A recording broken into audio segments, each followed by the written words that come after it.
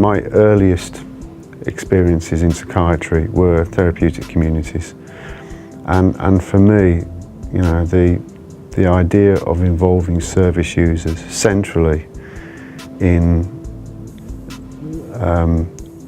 the way that they think about and learn to deal with their experiences and problems was an approach that had integrity and made sense, because often people who have experienced the problems are the ones that know most about what it's like to live with them, and if they found ways of dealing with it, are the most helpful people to turn to. If you haven't lived it, you don't know it. Doctors can treat it, but they've never lived it or seen it, where you can be more understanding of what a person's going through as having been there yourself. You know, the high moods, the low moods. Giving the service users a voice is definitely a positive.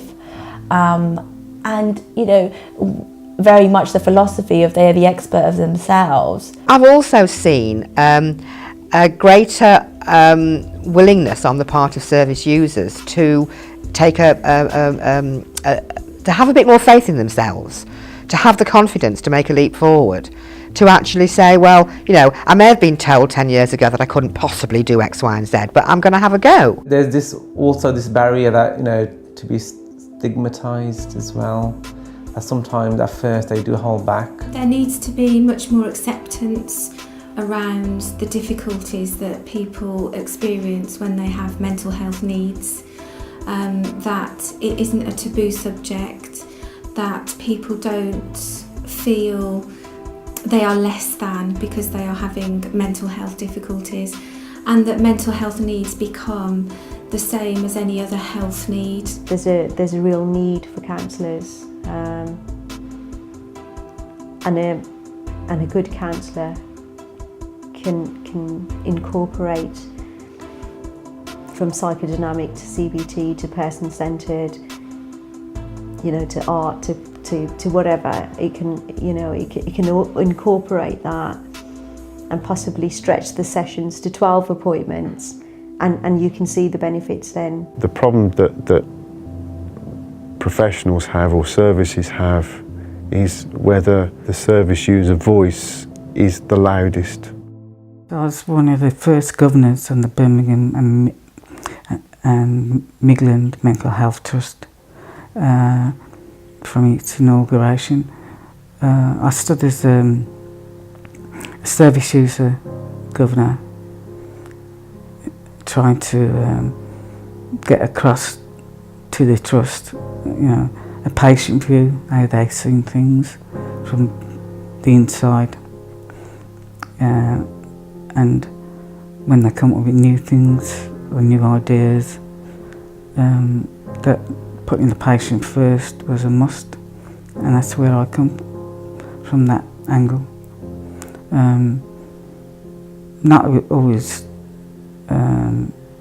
agreeing with everything that went on within the trust and where things should be spent. There's both a knowledge and a way of learning to deal with these people's problems that absolutely centrally comes from service. People who've experienced those difficulties and have used services. When I first came here, the health professionals' stance tended to be very much along the lines of, you know, caring. Now we all know caring is good, but that has to be balanced with encouragement to move forward. And very often the health professionals would have an approach that was, they're there, don't worry, leave it to me, we'll sort it out for you. Rather than now, it's much more person-centred, it's much more focused on the individual and what they want to do, and they're involved. In terms of some of the people that I've worked with, you can obviously see sometimes, you know, and it goes back to that stigma stuff of the being put down. You know, they're an intelligent person who is gone through so much, they've so much knowledge and experience and understanding of something, and they've gone through a breakdown. And that doesn't mean that they're any less of a person to what they were before. It just means they've just gone through this difficult experience. They still have all that knowledge, you know, and it's just become dormant. and in some way, how do we get that person to integrate the pain they're going through now with who they were? And I think that's where the power of that, an individual like somebody like that as an example, the power can give empowerment. There's the question about, well, but we have people who are professionals, we have people who are experts who do research, so that there is a knowledge base that comes from science. There's a knowledge base that comes from an objectivity, if you like. Service user advice is, well, if you're going to talk about the mental health issue as a whole, you're never going to get a true understanding of the mental health service and how it's been delivered unless you talk to the people that's actually living it, going through it, which is the service users, their voice. It's never heard, it's put aside. What do they know? They're sick. But at different levels of the journey, these people are going to recover. And if you don't listen to them while they're on that journey, you'll never know, or in the future going to be understand what's the process of recovery is, what the process they're going through, and a better management of mental health. Scientists can build up all the drugs they want, but at the end of the day, it's the biggest cure for people with depression today, which is one of the biggest illnesses that takes up most of the space in mental health, I suppose, is understanding the cause and effect and how you treat that. You have to think about what drives services, and what drives services are contracts and targets, performance indicators, and those are all things that may kind of reflect what services are supposed to be doing for service users, but actually the focus isn't what happens between me and a service user as far as organisations concerned. Although all those indicators may suggest that's actually what matters most, but there's an enormous amount of energy that distracts people from the sorts of things that you and I might think really matter. There's a good element of research that goes on, but if we look at something like a treatment method of CBT, it is, the NICE guidelines show that it is evidence-based and it has randomised control trials. But if we really dig into that research, you probably find other therapeutic approaches have quite as much evidence, but their methodology that's used around that research is not seen to be as valid because the randomised control trials take the almost more physical illness element to them. If you have a mental health illness, or whatever the diagnosis is, it's one aspect of this massive other pie or segments to you as a person. You know, your knowledge, your personality, because that isn't personality, that's it affects all of that, but it isn't who you are. So in terms of normalisation, it's more about identity and normalising the person. People coming from back home to this country, from their own homes, coming to this country, they find it quite kind of really daunting, feel isolated and alienated really. They're just looking for a place where they can be themselves around their own community, but they find it quite difficult because of what they're going through the depression and anxiety is one of the biggest ones that we have to deal with in the surgeries. Things that I've encountered within the Bangladeshi community, to be specific, is that they want counselling, especially at the surgeries. And counselling, a place where they can go and talk about their issues, about the problems they're having. And they can go and see the GP and they can see a counsellor who can speak their own language and somebody who can understand them, somebody from their own culture somebody from their own ethnic background. I didn't have any primary education. I left school when I was still in primary school, so I didn't go into secondary or college and stuff. So it was while I had my children that I went back into education. I did my access, and then I had my youngest, and I went through depression after I'd had my youngest. NHS was, and the services I'd received weren't that great, and that inspired me then to go on and do my course. So I did that, did my introduction, I did my cert, and then I did my diploma. I was really proud because I did it at Warwick, and it was like I'd gone from not having anything to actually graduating from a really good uni. Sometimes we have clients or patients in the surgeries who come across that we know them from the community, but as soon as you get to know them or they get to know you, they don't want to know you anymore, because obviously you might go back into the community, people might know about it, so they won't come to the sessions anymore. So whether it's group sessions or one-to-one sessions, they don't want to know anymore, they'll just disappear. All these fathers, grandfathers and brothers and sisters, they all go to the mosque, especially on a Friday.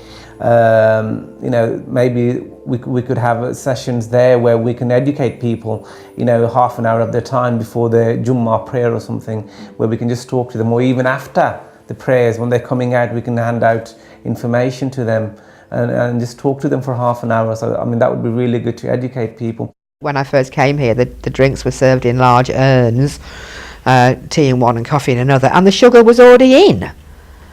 And you know, when I said I don't like this, I want to actually change this, the responses I got were ridiculous. Oh no, they wouldn't know how to put the sugar in. Oh no, they'd put too much sugar in. They'd waste it all. They'd spill it all. No, we couldn't possibly. It would take too long. Absolutely amazing. Absolutely. And that really was so indicative of the way that people viewed people with a mental illness, that they didn't have the capacity to make simple decisions about their life, whether to have sugar in their tea or coffee.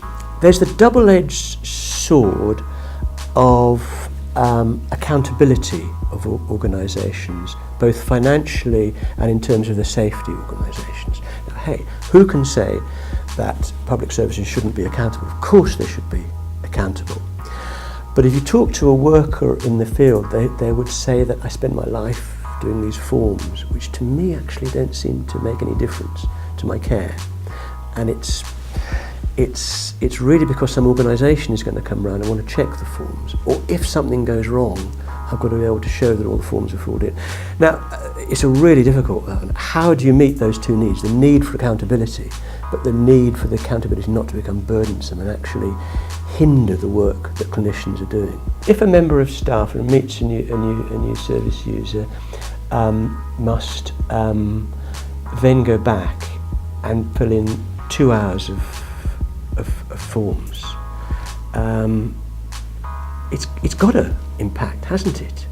The organisation will say it's the only way we can ensure that all our workers will do what's necessary, because there's going to be variation in workers, and we've got to go for the lowest common denominator and ensure that everyone does it. The Time to Change campaign's been running since 2007, and in that first 4 years of funding we worked predominantly with adults, and we're really looking to sort of change the knowledge, the attitudes and the behaviour of the general population in relation to mental health stigma and discrimination. We've now got phase 2, what we're calling phase 2 funding, which began in October of last year, and that's given us now the opportunity to continue the work that we've been doing with adults, but also now to work with children and young people to just sort of test some of the things that might work to influence their knowledge, attitudes and behaviour around mental illness. Well, we know from talking to people that stigma and discrimination is often worse than the symptoms of mental health themselves. We did a survey with young people, and 9 out of 10 of the just over 1,000 young people that we spoke to said that stigma and discrimination had stopped them doing something, whether that be hanging out with friends, feeling confident enough to apply for a university place, they pulled out of school, they had senses of isolation, and that's to do with either perceived stigma and discrimination, the fear that if they disclose that people might treat them differently, and actually personal experience of all of those things. And oftentimes people don't really mean to be stigmatising. You know, 9 times out of 10, most people, they want to do the right thing. So we really think about trying to not wag our finger at people and say you're very terrible because you're doing all of these things, but actually just raise their awareness of what living with mental health and mental illness is all about, and maybe some of the impacts that that might have in relation to stigma and discrimination. And if people have got that knowledge, then they can choose to do something different if perhaps what they're doing is perceived as stigmatising. And in the future, hopefully in our next generation, we can influence all of those young people, from my point of view, all of those young people, to really end mental health stigma and discrimination in this generation. I think there needs to be a real change in the approach towards mental health from a younger age, so that we're not hearing people use mental health as put downs, and we're not hearing, you know, the younger generations kind of carrying on that taboo type of approach towards it. And I think education needs to come in much earlier with our younger generation, so that we breed a much more respectful and understanding approach to mental health. Diagnosis can, as particularly for young families, if you have a parent who's been diagnosed with, say for example, a personality disorder, which is actually a huge remit, and a lot of parents do get diagnosed with this sort of sweeping statement. Now for that parent, for them to then continue and to function as a parent, they are always up against that diagnosis, because any professional that they come into contact with tends to home in on that diagnosis, which in lots of cases is actually an incorrect diagnosis.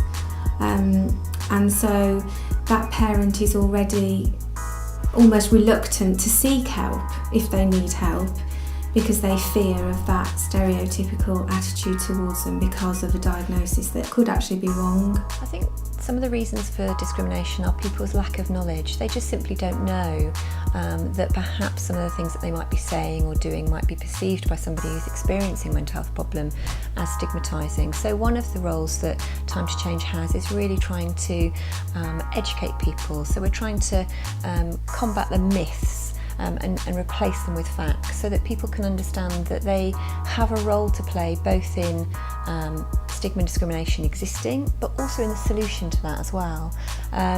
So really that's what we need to do. We need to make sure that we're raising the awareness with people about what mental health stigma and discrimination is, so that they can, you know, make moves to change that. Well, a really, really big one that often comes through is that mental health, there's a cause and effect in relation to mental health and violence, for example. And we know actually that individuals with mental health problems are much more likely to harm themselves than they are to harm anybody else. You're much more at risk of a young person who's had too much to drink at kick-out time from the pubs than you are at risk of having a stranger attack based on mental health problems. We know that then in some cases, yes, there is a connection.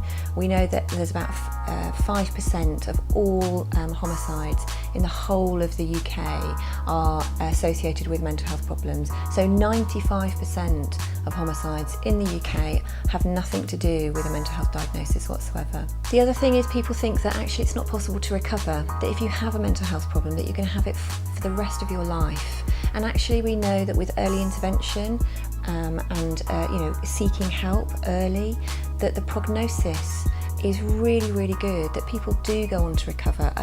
A very small minority might need ongoing help for a long time, but the vast majority of people are able to recover if they're able to seek the correct treatment at the right time. Many people do think that it's a chemical imbalance, and others feel that it's a kind of reaction to something.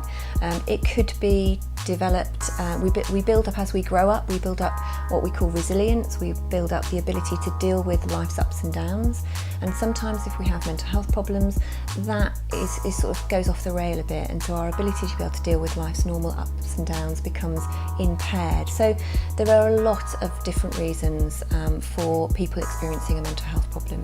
I think the diagnosis of mental health issues is often too quickly done in terms of a medical model where patients will often just be offered medication. If the diagnosis and assessment is correct, then obviously that's all to the benefit of the patient. But I've found in my experience that generally if people are diagnosed with mental health needs, it's very easy for practitioners to give a very generic term to their mental health needs, which can give the wrong impression to other professionals who are actually, you know, essentially have big decisions to make about the patient's lives. For example, when we work with families, you know, we're talking about children who can or cannot be returned home. So, you know, there is a real responsibility on professionals to get it right. There was an incident. Basically, I went to my principal after the night after this incident, and I just literally said, "I'm going home. I'm going to my, I'm leaving basically to my." And at that point of saying that, I literally just broke down and kind of started crying. You know, the experiences that I'd been experiencing were making me quite paranoid. Really paranoid, because what was happening is I could be on a shift, like working on a specific shift, and then there'll be like fresh new graffiti in the toilet, in the staff toilet, and this kind of thing would make you think, okay, somebody I'm working with on this particular shift has done this, and you don't know who, it could be anybody, and it was the same thing even in the halls of residence, my door being kicked in, somebody was sharing the toilet with, the kitchen with, had kicked my door in when I was away, and who could it be? It could be anybody who I'm interacting with at that point in time. So it was quite heavy. The principal, what he did was, whereas I'd gone to say goodbye, he then said, okay, hang on a minute. And he asked me where I was going, and he made a phone call to Birmingham University, dean, I think, and immediately started arranging my transfer. You see, because at that point in time I was just going to drop everything, just leave everything, because I'd just had enough, and I think I'd kind of reached a breaking point at that point in time. When I got here in Birmingham, I started realizing something, that what had been happening when I was in Scotland at that time was I had started writing. I was writing on a daily basis. I was writing. I used to fill those A4 size books. I could fill up a couple a year, those A4 size diaries, those big diaries, from page to page, literally writing and expressing myself, writing my anger, or praying, or cursing even, shouting on paper, or talking to God, whatever I was doing a lot of that. But what I realized when I came here from that environment, stressful environment at that time, was that the writing was actually helping me. But it took only coming out of it, because I think had it not been for that, things would have just gone drastic. I would have just literally perhaps lost it completely, lost faith in the human race, and just, not even found myself. This writing also didn't stop, you see. I didn't stop when I came back from Scotland. It just evolved, I started writing poetry. I found myself writing short stories. I found myself writing anecdotes. Digging in a bit deeper, I found that, okay, there was evidence, research evidence that, writing helps, with both physical and mental health problems. And I started digging some more, and I was enjoying myself, and what I thought I had discovered had been discovered, So I started finding a strand that perhaps I was not discovered, and that I could add on to knowledge, at a doctorate level. So then my question was, is it possible that one can do self-therapy through writing? Because already it's known now that you can use self-help books, you can work through a workbook, and you can feel better with things like anxiety, depression, and things like that. I think when you first come into the woodworking, someone said to you, well, you're going to make one of these, because we ain't been making these too long, but when you make them, you think, oh yeah, I've done that, and it gives you a bit of pride and a bit of lift in yourself. And even sometimes, because if you got anxiety, sometimes you're down a bit, because that's the way you are. And you come in here and you do something and it occupies you. And that's what it's all about, occupying yourself and motivating. We started making these chair with this and so we don't do it like on our own. There's 3 or 4 people doing it together, and then as time goes on, a person, there might be 2 people working on it, so there's always a couple of people giving each other support. They go into a place called Park Lane, and also sometimes we have people in the factory who maybe want a couple of wheelbarrows, and I don't really know too much about Park Lane because I've never been there, but I think Beach has got in with them, and this furniture, they have it down there that they paint it up. So in there we've got like a planer, double-sided planer. All this wood here, what we've got on these, is from the Birmingham Library in town, and they were donated all the shelves because the old library had been took down, and we had all the shelves because all this was decent wood. So, but we always, when we make something, like this stuff ain't maybe as good as quality as this because this is different types. This is rough wood.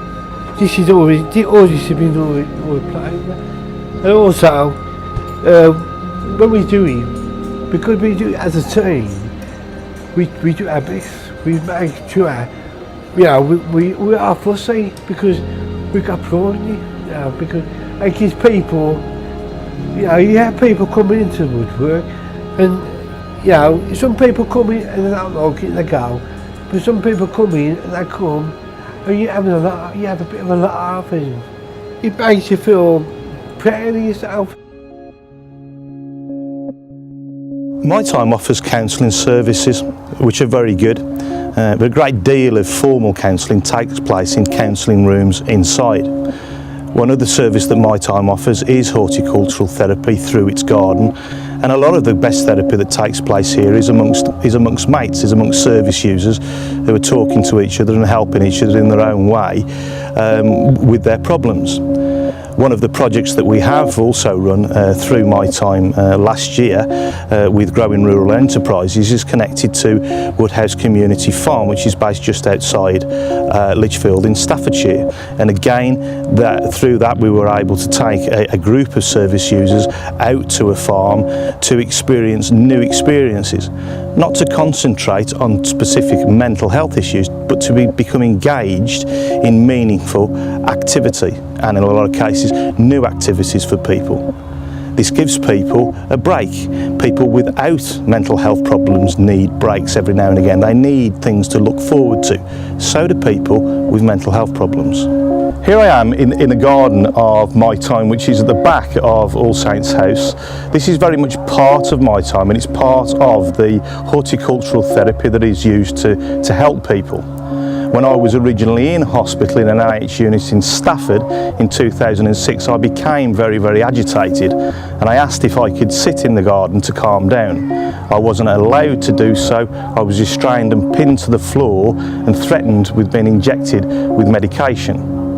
I come to My Time and I can come into the garden if I'm feeling distressed. I've been involved in a project run through Birmingham Mind, connected to the football club around the corner, which involves taking young men to Birmingham City's football ground to play football. Something as simple as that can be effective in terms of helping with mental health.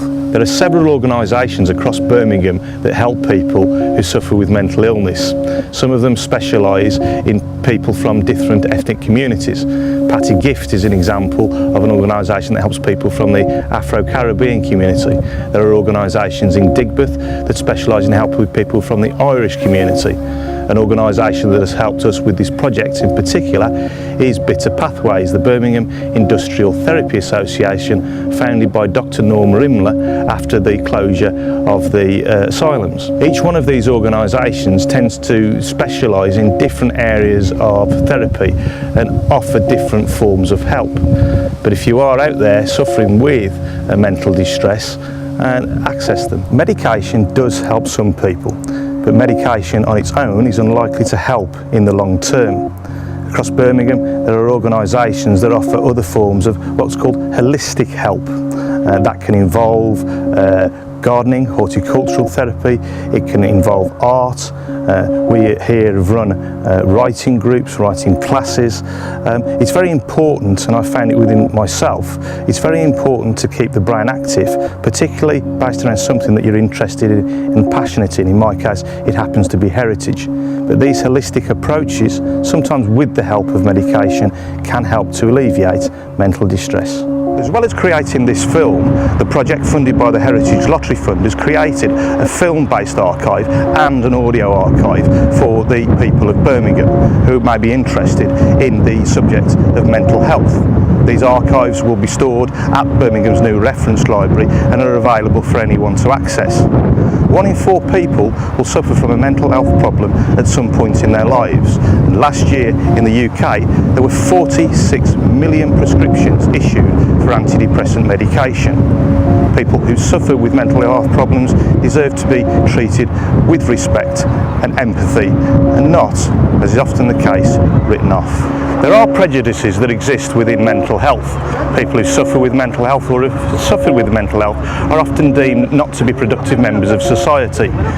During my struggle, despite 10 years of diligent service with the West Midlands Police, I actually lost my job as a detective. Part of the project has looked at mental health from different aspects, and there have been trips that have studied Winston Churchill and Alan Turing. Winston Churchill was Britain's wartime Prime Minister, and Alan Turing worked at Bletchley and personally broke the German Enigma code. Both these two men experienced mental ill health throughout their lives. Churchill described his melancholia, his depression, as his black dog. Alan Turing was persecuted during the early 1950s for his homosexuality and suffered mental distress and regrettably committed suicide. Without the work of these two men who experienced mental ill health, it is unlikely that we would have won the war. We bidded for a project through Sandwell Council, and it was a project looking at young people and their emotional well-being and how that's linked to mental health. So what we did was carry out several consultation workshops with young people from Sandwell. I think in total managed to get 120 young people involved in the project, all coming from various different backgrounds as well. So looking at what their opinions and what they think of mental health services in Sandwell is. So yeah, in the workshops we kind of went in there quite blank to see what the young people would come out with, and then we used those as a way to snowball further workshops. So a lot of things that came up in the workshops was issues with body image, relationships, bullying in schools. So these are all things that very much affect young people's emotional well-being, which then obviously can have a long-term effect on their mental health as well. But the main findings was the fact that young people don't feel comfortable accessing services in Sandwell through various different, well, for whatever reason it is, and there's not a lot of awareness in young people, and I found that we got some great positive feedback from young people about workshops, and they've said if we can have more workshops like that to build awareness, it would be very effective for them as well. They found the workshops quite useful. I think it would be a service without an agenda, someone who's free from politics, someone who can just concentrate purely on being able to focus on the person's needs rather than the organisation's needs or their commissioner's needs. That's what it should be about, and we know in an ideal world that's what it should be, but the reality is very different. Pressures to demonstrate outcomes, pressures to demonstrate value for money. While them things are very important, obviously you can't ignore them. They bring a whole ream of problems, and the bureaucracy of everything as well. Bureaucracy gets in the way of being able to provide effective support. My host is a mental health organisation. My Time is a mental health organisation, and to be honest, when I first applied for the job, I didn't mention anything about bipolar. I wanted to, because I thought maybe I should just let my employers know, or my colleagues know, so that if, for example, I have a relapse, then they know what they're dealing with. But I didn't, because I was scared that I would probably not get the job. When I came into My Time and I saw the ethos of My Time and how everyone is accepted, no matter what their mental health issues are, and that there are people that are working in My Time that have had mental health issues and probably still have got mental health issues, then my view changed, and I spoke to one of my colleagues, and he, I told him about my mental health problem, and he said, Nadia, why don't you mention it to your manager? And I mentioned it to my manager, and he was fine about it. He didn't say anything. I thought I would lose my job if I would mention it. I want to apply for the high intensity course, and I'm thinking of mentioning it in my application. And then I'm thinking maybe I shouldn't. My intuition is telling me to mention it, but I'm just thinking, will they accept me for the course? I can tell if someone's got depression. I have gone out and I've listened to people, and there are some people that I've come across where I can just tell that they've got mental health issues. In one case, I actually mentioned it to one of the girls because I felt like we had enough trust between us for me to ask her, and I asked her, do you have depression? And she said yes.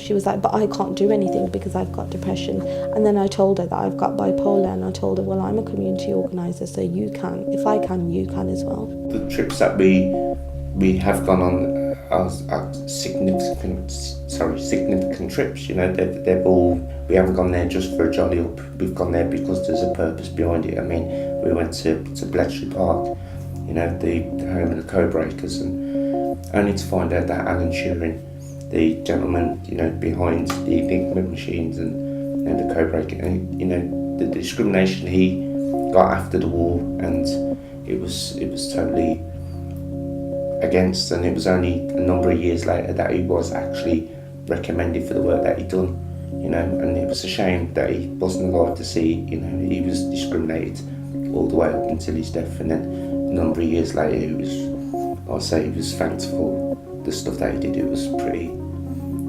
it's a sad story, but again, it's a purpose behind it, why we went there, and it wasn't just we're going to see these machines in a lovely house. There was a reason for us being there, and some of the places we've been, Blenheim Palace, even to Churchill's, the place where he's buried, and places like it was just a fantastic time. It was and I say the people that were on the trips we were all in the same boat, so it was fun times. It was fun times, and like I say, we bounced all around the UK in our little tour bus.